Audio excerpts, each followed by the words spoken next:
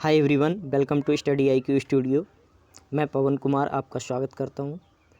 इस वीडियो में हम लोग बात करेंगे वायरस के बारे में। So guys, let's begin now. Virus virus अर्थात विषाणु। वायरस को हिंदी में विषाणु कहते हैं। वायरस होता क्या है?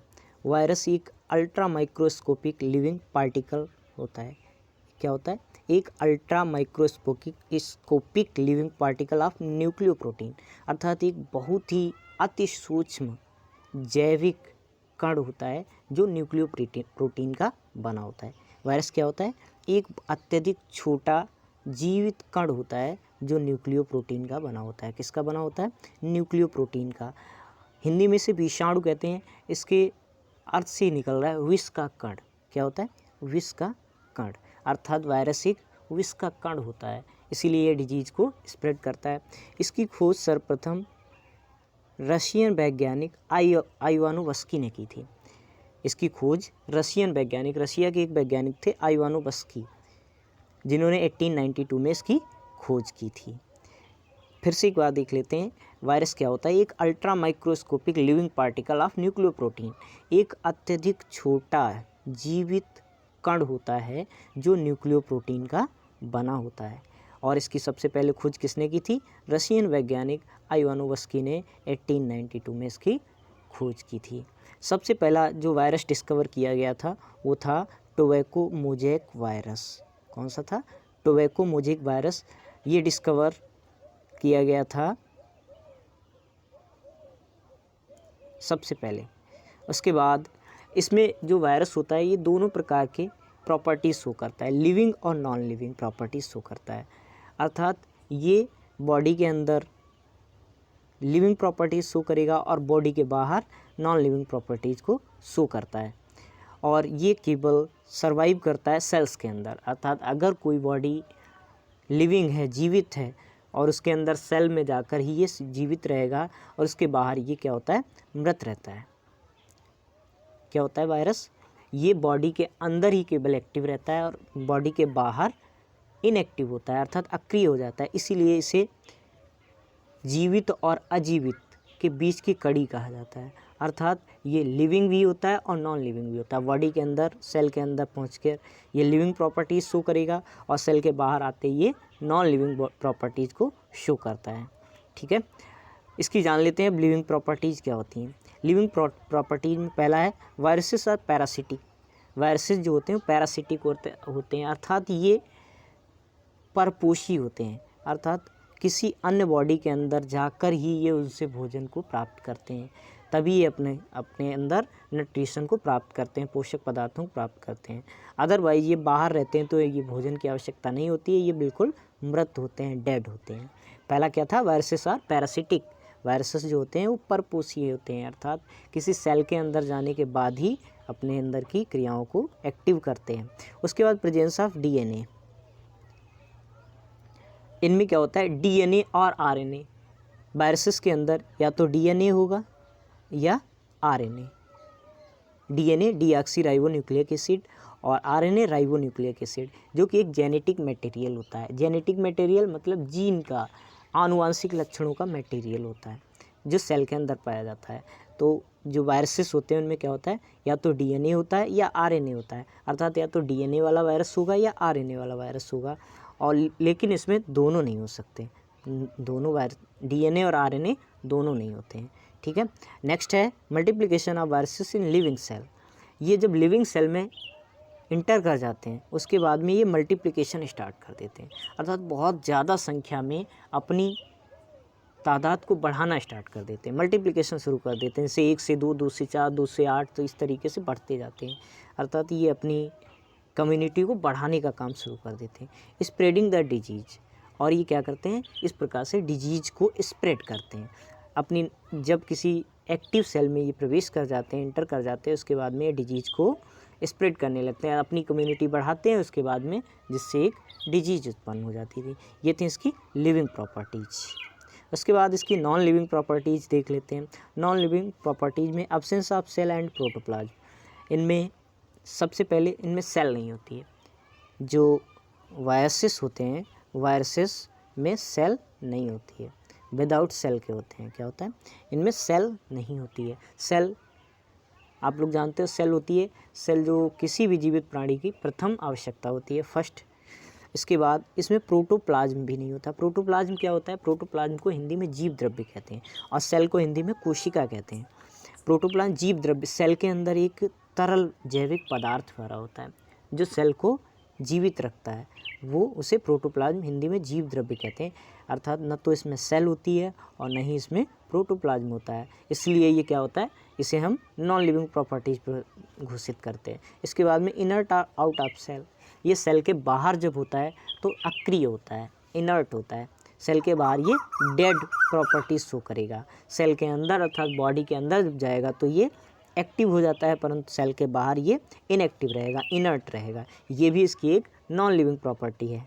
उसके बाद lack of activities like nutrition, digestion, इनमें अगर ये सेल के बाहर हैं, लिविंग बॉडी के बाहर हैं, तो इनमें न्यूट्रिशन नहीं लेना है, इनको किसी प्रकार से कोई भी पोषक पदार्थ को ये ग्रहण नहीं करते हैं। और ना ही जब न्यूट्रिशन नहीं लेंगे ना तो डाइजेशन होगा, तो इन्हें कोई डाइजेशन की ज़रूरत नहीं होती है। इसलिए ये भी इनकी प्रॉपर्टी क्या शो करती है कि ये नॉन लिविंग प्रॉपर्टी है। इस प्रकार से वायरसेस बोथ प्रॉपर्टीज़ को शो करते हैं। अगर ये बॉडी के अंदर हैं तो एक्टिव हैं, लिविंग हैं, जैविक हैं, और बॉडी के बाहर हैं तो ये कैसे हो जाते हैं, नॉन लिविंग हो जाते हैं, मृत होते हैं, डेड होते हैं। ओके, इसके बाद नेक्स्ट देखते हैं स्ट्रक्चर ऑफ वायरस। वायरस होता कैसा है, चलिए जान लेते हैं वायरस क्या होता है। फिगर दिया गया है इसमें, एक ये फिगर दिया गया है, जेनेटिक मटेरियल डीएनए और आरएनए। सबसे पहले देख लीजिए, ये एक छोटा वाला फिगर दिया गया इधर, ये अंदर का मेन वायरस और ये इसके बाहर का इसका कवर एनवलप है। तो इसमें जो अंदर रेड दिख रहा है ये हमको, ये रेड वाला, सॉरी कलर चेंज कर लेते हैं इसका, ये जो रेड वाला है, रेड वाला पार्ट है, ये जेनेटिक मटेरियल होता है। जेनेटिक मटेरियल डीएनए होगा या आरएनए, क्या होगा, या तो डीएनए होगा या आरएनए होगा। इस तरीके से ये पार्ट इसका जेनेटिक मटेरियल होता है। उसके बाद ये जो कवर लगा हुआ है इसके बाहर, ये रेड, ये हल्का ब्लू कलर का है, ये जो कवर होता है ये होता है कैप्सिड, ये प्रोटीन का बना हुआ होता है। ये क्या करता है, जेनेटिक मटेरियल को चारों तरफ से प्रोटेक्ट करता है, उसको कवर किए रहता है।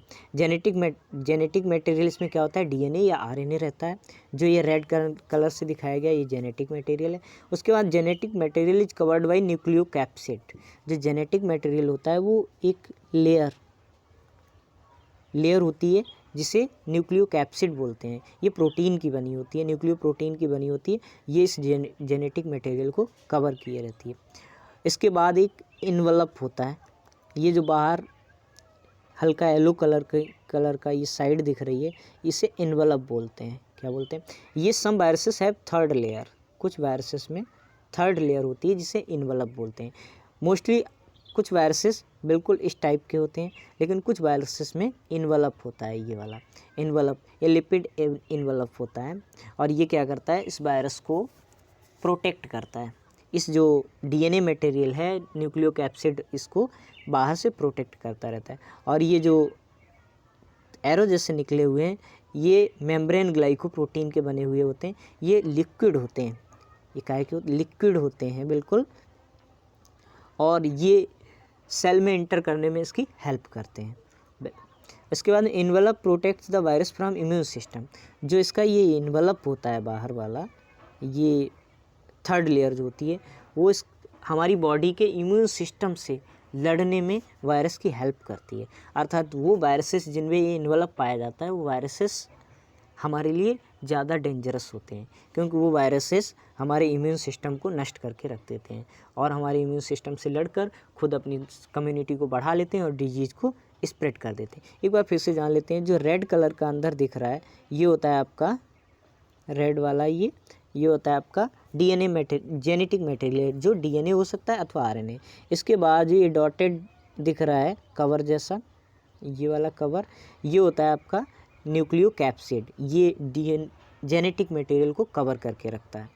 उसके बाहर इन्वलप होता है, इन्वलप काय का बना होता है, ग्लाइकोप्रोटीन का बना होता है, जो जेनेटिक मटेरियल को प्रोटेक्ट करता है और इम्यून सिस्टम से लड़ने में इसकी मदद करता है। और जो इसके बाद जो एरो जैसे निकले हैं ये मेम्ब्रेन ग्लाइकोप्रोटीन होते हैं, इन्हें पेम्पलोमर भी बोलते हैं। ये नेक्स्ट कोशिका में अर्थात बॉडी में सेल में जाने में हेल्प करते हैं वायरस की, ठीक है। इसके बाद शेप ऑफ वायरस से डिफरेंस, जो वायरसेस होता है इनका डिफरेंट शेप होता है, कोई एक निश्चित शेप नहीं होता है। जैसे HIV वायरस का शेप ये होता है, इस तरीके का HIV वायरस जो वायरस होता है उसका शेप इस तरीके का होता है। उसके बाद हेपेटाइटिस बी का वायरस जो होता है उसका इस तरीके से फिगर होता है, इस तरीके से वो शेप होता है, आकार होता है। उसके बाद इबोला वायरस सुना होगा आप लोगों ने, काफ़ी चला है, काफ़ी पहले, थोड़े दिन पहले बहुत न्यूज़ में था इबोला वायरस, ये इसका शेप इस तरीके का होता है। उसके बाद एडिनो वायरस का शेप इस टाइप का होता है। इन्फ्लुएंजा वायरस अभी भी चल रहा है, इसके बारे में हम लोग काफ़ी जानकारी गेन कर चुके हैं। इन्फ्लुएंजा वायरस का शेप इस तरीके का होता है। उसके बाद रेबीज वायरस जो कुत्तों जानवरों के द्वारा फैलता है वो इस तरीके का होता है। उसमें बैक्टीरियोफेज वायरस इस तरीके, अर्थात जो डिफरेंट वायरस होते हैं उनके डिफरेंट शेप्स होते हैं, कोई एक पर्टिकुलर शेप नहीं होता है। उसके बाद वायरस वर्क कैसे करता है, ये बहुत इंपॉर्टेंट प्रोसेस है कि कैसे एक वायरस अटैक करता है और हमारे इम्यून सिस्टम से लड़ता है, स्ट्रगल करता है, उसके बाद में डिजीज़ को स्प्रेड करता है। तो सबसे पहले देख लेते हैं यहाँ से, ये एक वायरस है, ये क्या है, वायरस है। ये किसी भी माध्यम से इसका एक माध्यम है, चाहे वो वायु के द्वारा आया हो, पानी के द्वारा आया हो, या किसी भी माध्यम से आके हमारी बॉडी में या किसी भी चीज़ में, प्लांट में पहुँचता है। और ये सेल रही, ये पार्ट है, ये सेल है, और ये वायरस इससे टकराया यहाँ पे। वायरस ने क्या किया, इसका जो इन्वलप है, इन्वलप ने ये जो अंदर का जेनेटिक मटेरियल है, येलो वाला पार्ट, इसको इस सेल के अंदर पुश कर दिया, धक्का दे दिया, और खुद इन्वलप बाहर रह गया। अर्थात इसका जो जेनेटिक मटेरियल था वायरस का अंदर वाला, उसको सेल के अंदर इंटर कर दिया। ये जेनेटिक मटेरियल जैसे ही सेल के अंदर इंटर होता है, इंटर होने के बाद में ये virus RNA invades the cell nucleus and takes over. इसके बाद में ये इंटर होते ही सेल के अंदर न्यूक्लियस होता है, एक केंद्रक होता है, जहाँ पे उस जीव का, जो भी प्राणी है जिसके अंदर ये अटैक कर रहा है, उसका जेनेटिक मटेरियल होता है, सारा DNA RNA जो भी होता है वो उसी के अंदर, सेल के अंदर ही अवेलेबल होता है।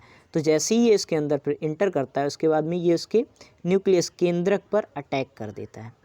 अब वायरस क्या करता है, उसके केंद्रक पर अटैक कर देता है और उसके केंद्रक पे कब्जा जमा लेता है। जिस तरीके से एक राजा नहीं दूसरे राजा पे अटैक करता है और उस पर कब्जा जमा लेता है, उसी प्रकार से ये वायरस उसके केंद्रक पर, जो केंद्र होता है, मुख्य बिंदु होता है, उस पर क्या करता है, कब्जा कर लेता है, और उसके बाद में अपनी खुद का फोटोसिंथेसिस स्टार्ट कर देता है।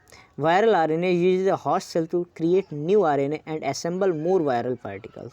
इसके बाद वो अपनी सारा काम शुरू कर दे। जैसे एक किंग दूसरे किंग पे पहले अटैक करता है, उसके बाद में वहाँ का खुद राजा बन जाता है और सारे कामकाज अपने हाथ में ले लेता है और अपने अकॉर्डिंग सारे काम को करने लगता है। उसी प्रकार से ये वायरस क्या करता है, हमारे केंद्रक को, जो न्यूक्लियस होता है, उसको अटैक करता है और उसे जीत कर उसका केंद्र मुख्य बन जाता है और उसके बाद में अपना काम काज शुरू कर देता है। अपना काम के क्या करता है, फोटोसिंथेसिस शुरू कर देता है।